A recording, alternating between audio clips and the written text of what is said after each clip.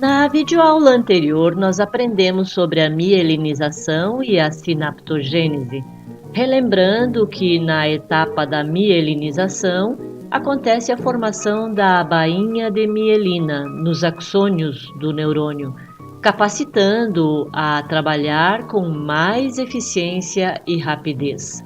Já na etapa da sinaptogênese, aprendemos que o neurônio não vive sozinho. Ele se comunica com outros neurônios e é por isso que podemos fazer tantas associações em nossos pensamentos. Nessa etapa, se dá o processo de comunicação entre os neurônios. Estamos chegando no final da nossa jornada sobre as etapas do neurodesenvolvimento.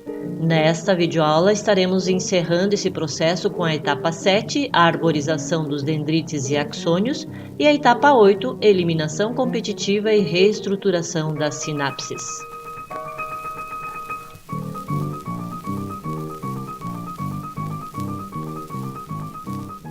A sétima etapa do neurodesenvolvimento é a arborização dos dendrites e também dos axônios. Nós vimos até agora a neurulação, onde o tubo neural foi formado, dando início ao processo de formação do nosso sistema nervoso. Nós vimos que os neurônios começaram a ser produzidos e logo depois eles migraram para os seus locais específicos. Aqueles que não conseguiram um lugarzinho acabaram morrendo porque ficaram sem função. Logo depois, o neurônio começou a se especializar e também a se comunicar com os seus vizinhos.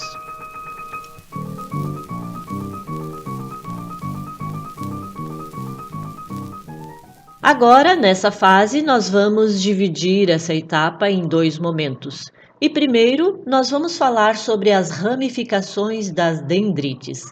Essa etapa está ligada diretamente com os estímulos.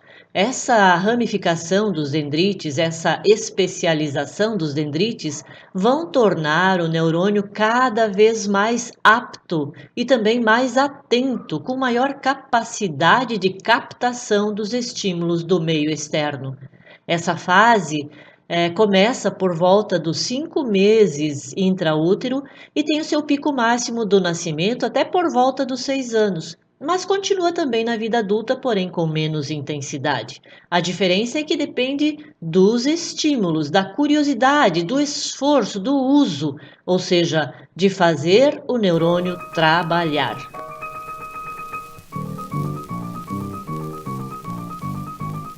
Olha só que interessante que acontece no dendrito. Vai aparecendo ao longo de suas ramificações espinhas dendríticas ou espículas dendríticas, que são pequenas protusões onde vai se dar então o acoplamento de um axônio, formando ali uma sinapse. Estudos já confirmaram que algumas síndromes apresentam anormalidades nessas espinhas dendríticas, como por exemplo a síndrome de Down, a síndrome de Rett e a síndrome de X frágil.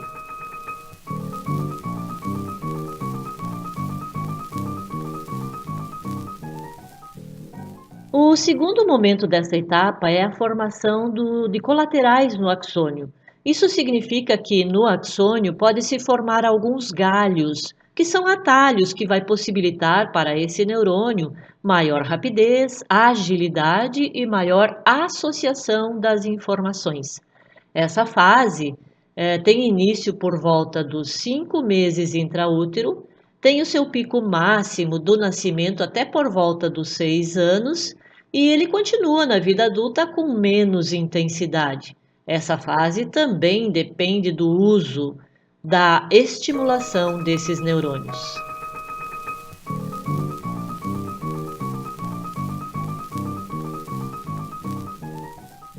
Mas para que serve a formação dos colaterais?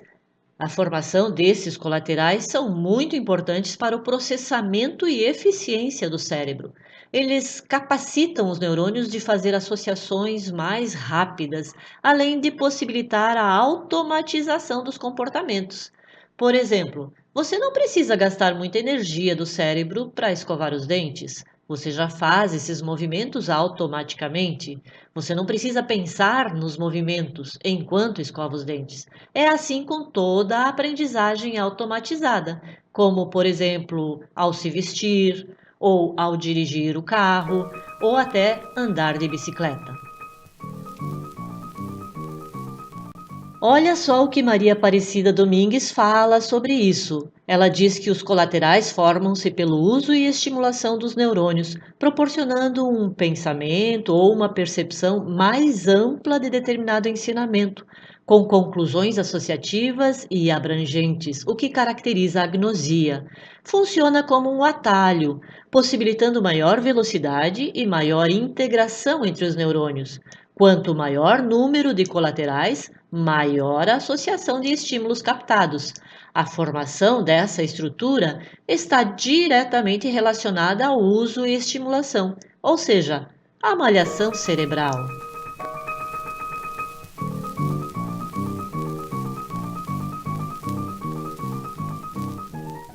Chegamos no final da nossa jornada de conhecimentos, das etapas do neurodesenvolvimento. E a última etapa é a eliminação competitiva e reestruturação das sinapses. Mas o que acontece nessa etapa?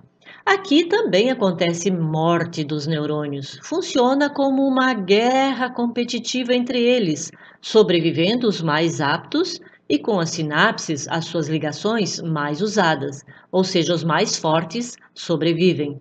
Vocês lembram que na etapa da apoptose, nós usamos a ilustração da folhinha que cai da árvore. Agora, a ilustração é um galho que dessa árvore está sendo cortado. Então, essa guerra competitiva e reestruturação funciona como uma poda dos galhos não usados. Essa poda vai acontecer quando as sinapses se enfraquecem ou deixam de se comunicar. Mas ela também pode acontecer, esse processo de poda, pela ação de drogas, estresse ou doenças genéticas, podendo ocorrer até mesmo a morte do neurônio inteiro.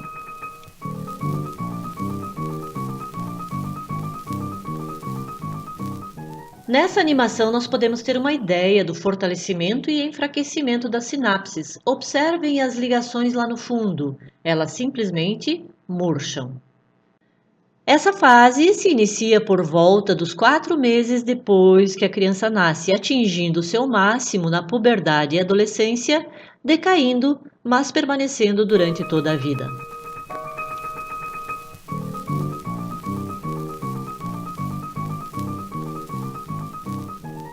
Esse processo de poda neural, se não for acometido por um agente externo, ele pode ser muito benéfico para o nosso cérebro. Domingues diz que o processo de poda neural possibilita a plasticidade que proporciona novos e importantes aprendizados, trocando conceitos ultrapassados que são substituídos por conhecimentos novos. Aqui a gente percebe a dificuldade que muitas crianças com deficiência intelectual de substituir, de trocar os conhecimentos que aprenderam por conhecimentos novos, justamente por isso. Essa poda neural proporciona maior espaço ao cérebro para possibilitar novas conexões, novas associações e novas sinapses.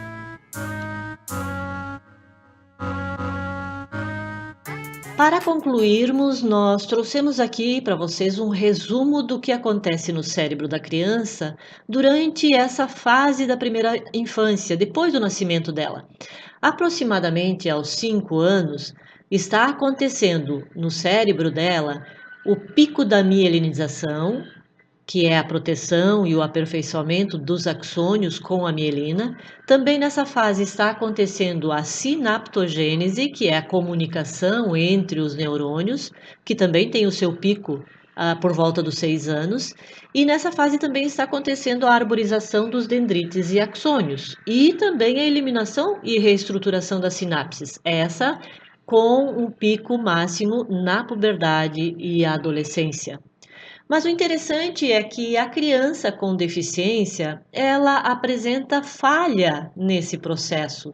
Esse processo se dá com maior lentidão. A Elder nos trouxe o conceito de viscosidade genética para explicar essa dificuldade.